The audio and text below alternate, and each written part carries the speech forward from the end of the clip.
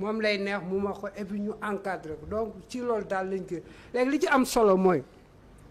conseil constitutionnel wane war na boppam parce que à chaque fois la nation a besoin de lui muy wane boppam wane na boppam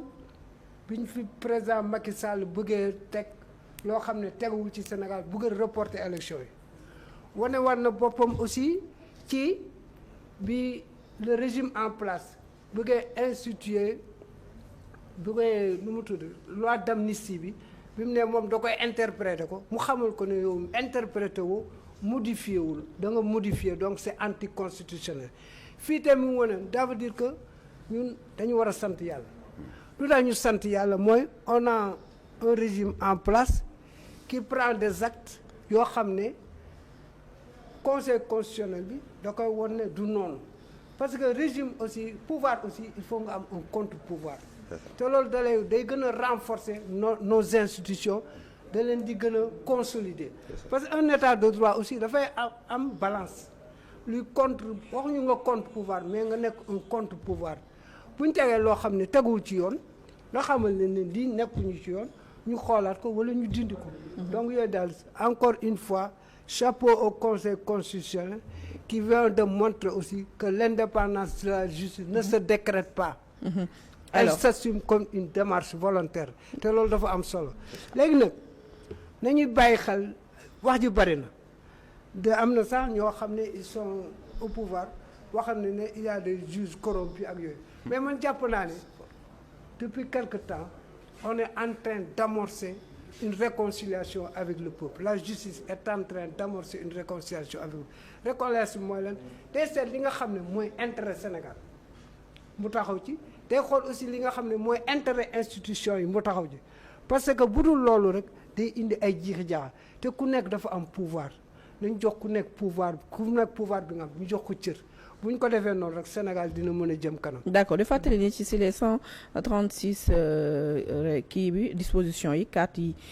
moom la conseil constitutionnel daal di révoqué mais am na aussi lu ci am solo loo xam ne bokk na ci mooy alinéa 50 kii bi article 56 alinéa 2 règlement interne mi ngi wax ni le président de l'Assemblée nationale am na droit convoquer les forces de l'ordre su fekkee dans le cadre d'une commission d'enquête nit ki nga xam ne il est concerné dafa refuser de déférer ci li nga xam mooy convocation des élus donc le président de l'Assemblée nationale am na waaw est-ce que loolu nekkul dans une logique vraiment de transparence parce que bu fekkee commission d'enquête moo la wóolu pour mën a leerlu ci li ñu la dénk ba xam am na ay lu ci taqee yow nga ne doo dem ñu faire recourir aux forces de l'ordre est-ce que restreindre effectivement restreindre des libertés la waaw xam nga commission d'enquête bi aussi ils n'ont pas un pouvoir de jugement amuñu doole bi ñële am procureur ak juge doole jugement la ñu am ñii amuñu doole boobu commission d'enquête aussi buñ la woon culpabiliser woon sax dañ lay déglu rek du dem fenn c'est elle n'a pas valeur de loi bon c'est une législation mais elle n'a pas valeur de loi par exemple comme le jugement wala une décision de justice. et pour radiation des députés nag. nga xamante ne bu ñu la condamné sur le plan pénal de manière définitive nga xam ne da ngay perdre ses droits civiques tu penses que loolu aussi day restreindre des libertés wala du seen prérogative. non loolu moom seen prérogative parce que aussi bu ñu la condamné définitivement wax dëgg yàlla. boobu article 60 la alinéa 6. waaw wax dëgg yàlla war nga mën a persévérer parce que. loolu dafa bokk ci liy gën a dëgëral kii sinon on peut n'importe qui peut être député wala n'importe qui aussi def lu ko neex ñu bàyyi ko. je crois que ça participe à la transparence et à la moralité de l'institution publique. d'accord alors révocation bi nga xamante ne yenn articles yi conseil constitutionnel da ko dàq wax ne règlement intérieur day violer li nga xamante mooy la liberté des uns et des autres est-ce que da nga gis ni dafay firnde ne vraiment ñi nga xam ne ñooy constituer suñuy socle au Sénégal maanaam ba léegi ñi ngi taxaw pour veiller à li nga xamante kenn du transgresser say prérogatives avec ce rejet monsieur Kane. bon man nag affaire justice wax dëgg yàlla sama xam-xam bëriwu ci mais comme le dit l'adage nul ne doit ignorer la loi donc li ñu ci xam ci as néew di ko jëfee di ko waxtaanee di ko gis aussi ak di ko dégg ci loolu la ñu mën a wax mais xool nañ ni que vraiment au Sénégal depuis l'indépendance il y a ce qu'on appelle la séparation des pouvoirs ça moom je pense que ñëpp a ko jàng la séparation des pouvoirs il y a 3 pouvoirs wax na ko léegi le pouvoir exécutif, le pouvoir législatif et le pouvoir judiciaire. Donc on dit séparation des pouvoirs. Séparation veut tout dire, c'est-à-dire kenn du laal sa morom. ku nekk at li nga xam ne moom la constitution bi jox. ci wàllu orientation, ci wàllu vision ak ci wàllu doxalin. Donc bu fekkee ne loolu am na, je considère que problème mën na bañ a am mais bu fekkee ay politiciens dañuy ñëw bëgg a wut une force à l'Assemblée nationale pour remettre en cause li nga xam ne moom mooy les fondamentaux de notre pays, kooku ça pose problème, kenn du ko nangu. Man du ma ko nangu, keneen du ko nangu. Parce que politiciens yi moomuñu dëkk bi politiciens yi ëpp ñu ci dëkk bi ñi fi nekk ñu bëri duñu politique te ñu ngi def seen liggéey te xam nañ li leen ñoon may. Donc ci biir loolu ñu war a jël état bi vraiment préserver ko parce que l'état est anonyme, l'état c'est nous tous, n'est-ce pas. Pouvoir judiciaire bi nga xam ne moom la ñuy ŋàññi tey ñi nga falu ñu xam ñu falu ñëpp ci Sénégal pouvoir judiciaire boobu moo leen fal si ñoom lañ prêter serment yàggul dara président Diomaye prêter na serment ci ñoom ci seen kanam. Donc je considère que vraiment am na débat yoo xam ne waruñu ci dugg au Sénégal parce que suñ ko yëngalee rek day indi ay problèmes yoo xam ni vraiment dina parce que Sénégalais ils ont assez de problèmes fi ñu toll nii. D'accord. On a un problème de survie. Problème judiciaire dañ ko bàyyi fële quoi ñi nga xam ne yor affaire loi ñu régler seen loi ñi nga xam ne yor affaire assemblée nationale tamit ñu régler seen affaire assemblée nationale yor aussi exécutif ñu yor seen exécutif parce que réew mi. opposition bi opposé wu. waaw opposition bi opposé wu. mais ci opposition bi dafa mel ni déjà def nga transition Barthélémy Dias mi ngi woote à un large front yoo xamante ne opposition bi yëpp a ciy tënku ñu ñëpp xàccandoo dóorandoo. Mais c'est normal, Barthélémy Dias c'est un opposant, tout le monde le connaît et puis moo nekkoon maire de Dakar daal di ko fay jëlee nee na de façon illégale léegi moom il réclame ses droits au niveau de la Cour suprême. Donc loolu aussi je pense que la Cour suprême doit délibérer pour dire effectivement est-ce que moom moo fa nekk wala waru fa nekk parce que dëkk bi fokk lu nekk ñu teg ko ci yoon c'est important.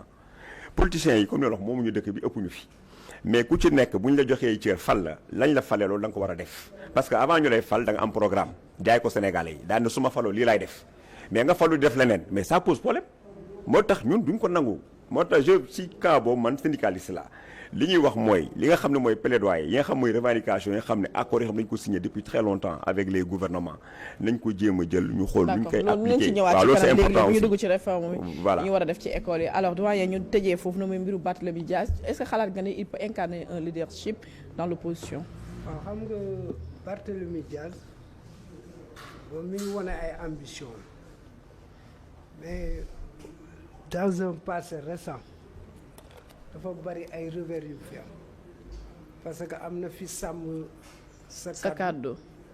malheureusement les résultats ont été très piètres. Ensuite coalition boobu mu yoroon boo xoolee Sénégal bu ñu bokk Sénégal bu ñu bokk Sénégal bi ñu bokk mooy mouvement bu bees bi foofu la sukkandiku ba am coalition bu tudd sàmm sama kàddu boo xoolee législatives yi passé l'ensemble des voix de Barthélémy et sa coalition au niveau du Sénégal dégg bu wax li mu la font moins que l'ensemble des voix de Pastef à Dakar Pastef voix yi mu am Dakar moo ëpp voix yi nga xam ne ñoom la Barth am à travers le Sénégal lu mu am Sénégal yëpp ñoom lu ñu am Dakar moo ko ëpp donc ça veut dire que l'homme est en nette régression léegi nag il est là. Il y a l'opposition qui est là. Il y a des cadres qui sont là. Quelle est la nécessité pour Barth waaw lan moo tax Barth gën a bëggaat beneen cadre ndax mënta évoluer ci cadre yi peut-être li mu bëgg a doxal ak yooyu léegi nag li ci am solo mooy. nee nañu constitué ci benn front. li ci am solo mooy dajaloo dafa baax surtout opposition ni ko Lénine di waxee. Force organisée il faut opposer boo amee mbooloo mu organisé te Pastef wax dëgg yàlla sur le plan de l'organisation ak sur le plan aussi de la légitimité populaire dafa am doole fi mu toll donc ça veut dire que il faut nga defarul sa toogaay bu baax pour mën songu ko du doon du yomb nag parce que fi mu toll nii li xale yi di wax ñoo moomee vent ñoo moomee vent donc ça veut dire xol yeeg ñëpp ci ñoom lañ jublu dina jafe pour te boo jógee aussi ci benn défaite bu mel ni bi xew nii ak nga perdre yenn avantages yi parce que il était maire de Dakar avec benn budget de guerre boo xam ne mën na 60 milliards ci la doon def social ak yeneen yooyu amatu ko il n'est plus de donc ça waxuma du rebondir mais ça sera extrêmement difficile pour mu faire fa ensuite fan lay jëlee ñu ànd ak moom parce que vivier bi mu mën a tibbee fi mu toll nii mooy taxawu Sénégal te wax dëgg yàlla ñooñu fi mu toll nii ñu ci bari woon nañ ko ginnaaw ensuite beneen vivier bi mu mën a tibbee mooy le parti socialiste te loolu dina jëf moo tax en tout cas il est très courageux il est très ambitieux mais ça ne sera pas une mince affaire pour lui quoi. Merci te doyen. surtout que ñi fi nekk fi mu toll nii. te xale yi dañoo moomee vent boole ko aussi xol yu bari ci ñoom la ñu féete. D'accord. donc dina jafe. Merci, mais nag rien n'est oui. impossible ça surtout à Kër En Mayar. politique. Alors, merci doyen Demba Diack pour la lecture de l'actualité de cette journée. Alors, di fàttali ne monsieur Mamadou Kane, secrétaire général du SYDELS, syndicat démocratique des enseignants libres du Sénégal, moom lañu fi dalal tey alors déjà Mamadou Kane génn nañ ci